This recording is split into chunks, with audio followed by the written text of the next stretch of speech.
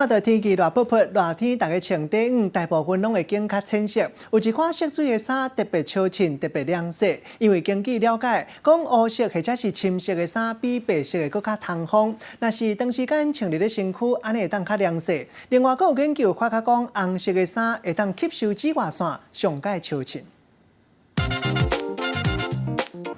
底下呢，很多人都会以为穿白色或是浅色的衣服才是最防晒防热的，其实并非如此。其实白色也是较浅色的衫，因光剂较侪，颠倒会互紫外线照到咱的皮肤。另外，美国哈佛大学的研究嘛显示，白色的衫甲白色的比起来，对流和小气散掉的效果较歹。白色雾体它会容易把辐射光把它给反射出去，那一反射反而是你的表面的衣物的温度不容易上升。